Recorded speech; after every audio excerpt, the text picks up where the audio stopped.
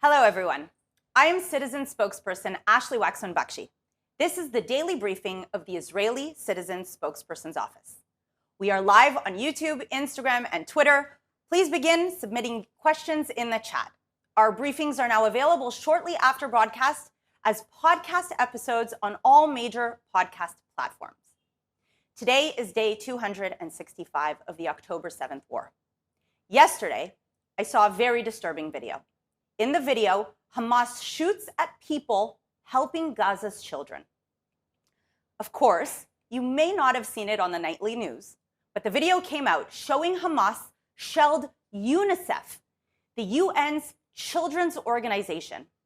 Israel and UNICEF were coordinating a convoy of clearly marked UN vehicles, reuniting Gazan children with their families.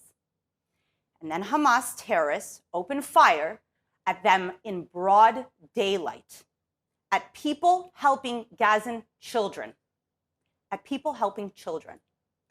Thankfully, after taking cover, the UN Children's Convoy was able to complete its mission. We all know by now that the Hamas terror regime is trying to create a humanitarian crisis in Gaza, and Israel is trying to stop it. Hamas wants to intentionally cause civilian suffering to frame Israel and inflict international condemnation on the sovereign country at war with a genocidal terrorist organization.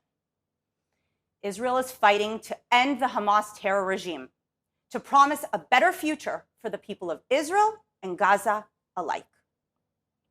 The world must stop Hamas's evil efforts to make their own people suffer.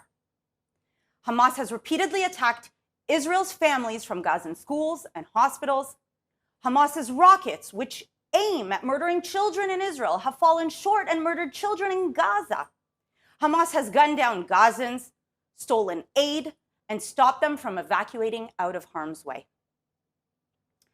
Hamas shoots at Gaza's children.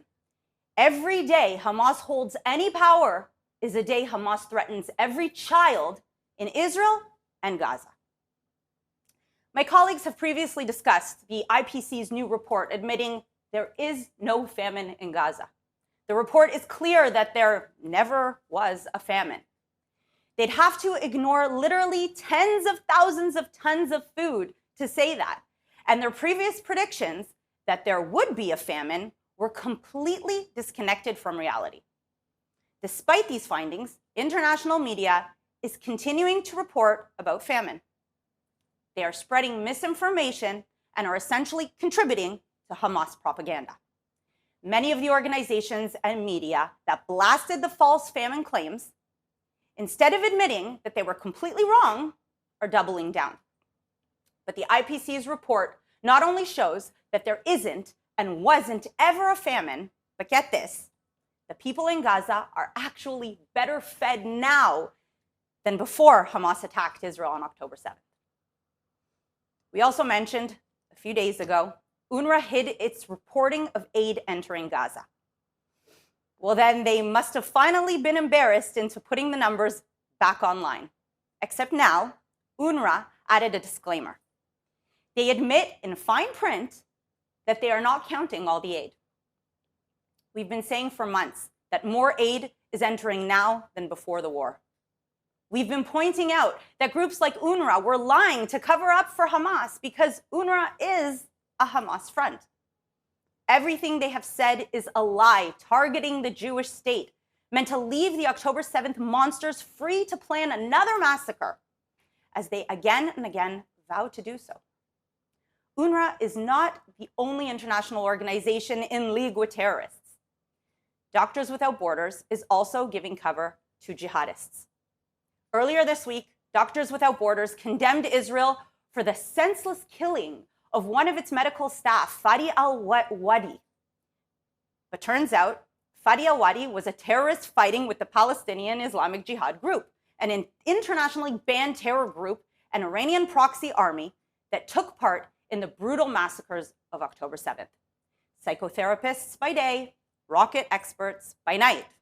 Al-Wadi used his knowledge of chemistry and electronics to develop the rockets that terrorized children in Israel and murdered children in Gaza. and he used MSF to hide his terror under a veneer of humanitarian work. Doctors Without Borders owes us answers. Did they know he was a terrorist? Because we know Hamas and PIJ hire medics who pretend to be civilians. If it didn't know, why not? Why doesn't it bother to check? Anyone donating to these organizations should be outraged and should express that outrage to the people like Doctors Without Borders who used your money to fund a terrorist. All right, let's take some questions from our audience watching live on various social media platforms. Please continue to submit your questions. Our first question comes from Instagram. Israel has a strong army, but can they really defeat Hamas?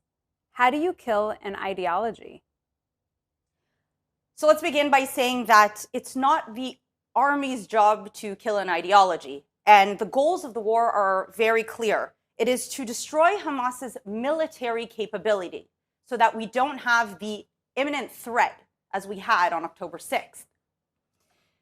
For the ideology, of course, this is something that will take time. I believe that it is possible to do, just as we have seen throughout history with Nazi Germany and the Japanese. It can be done. Education is key. And of course, we know now that UNRWA, Hamas Front, can no longer be in charge for educating the children of Gaza if we want a bright future for the people of Gaza and for the children of Israel. I believe that we need to see a strong coalition of moderate Arab-friendly neighbors coming together and helping us re-educate the population to want peace and not to simply eradicate and annihilate all the Jews. Our next question comes from X. If Israel says that it is fighting Hamas, then what is Israel's excuse for killing people in Jenin, Nablus, and Qalqilia? Great question. I've seen online over the various months people saying over and over again, but what about the West Bank? What about Judea and Samaria? Hamas are not in the West Bank. Well, contrary to popular belief, Hamas is very strong in the West Bank. And in fact, if there were elections held tomorrow, Hamas would likely win. And that's why the Palestinian Authority is not holding elections for many, many years. But it's important to note that it's not only Hamas that's a terrorist organization operating from within the West Bank. We have many organizations, the PFLP, the Palestinian Islamic Jihad, Lion's Den, if you've ever heard of them. And over the past months and over many years, we've seen numerous terrorist attacks coming out of the West Bank into Israel proper and killing innocent Israeli civilians. Israel has an obligation, and the IDF has an obligation to defend its and protect its civilians, whether it's terrorism coming out of Gaza or out of the West Bank as well. Just today, it was released that an Israeli soldier by the name of Alon Sakagio was killed. There was an attack on an IDF military ambulance, and this just proves that there are terrorists in the West Bank as well. No Israeli soldiers would be killed if there was nobody fighting back at them in the West Bank.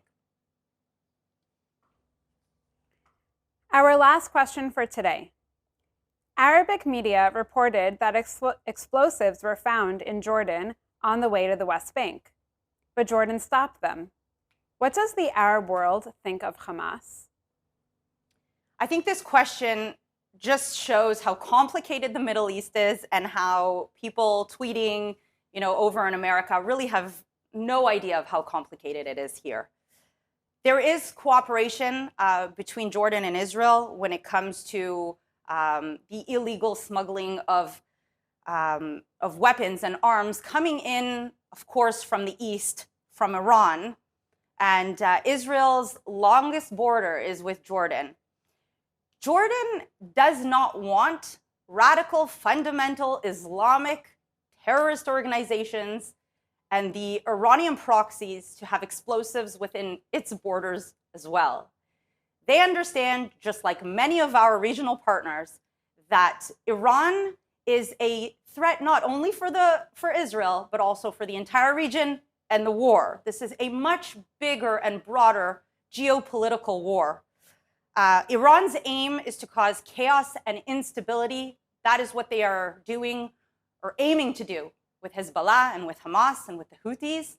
And that is what they're trying to do by trying to penetrate Israel from our eastern border as well. Rest assured, Israel will not allow them to bring chaos and instability to Israel. So thank you very much for your questions. Thank you for joining us today.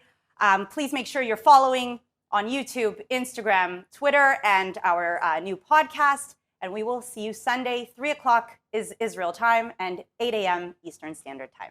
Have a great weekend.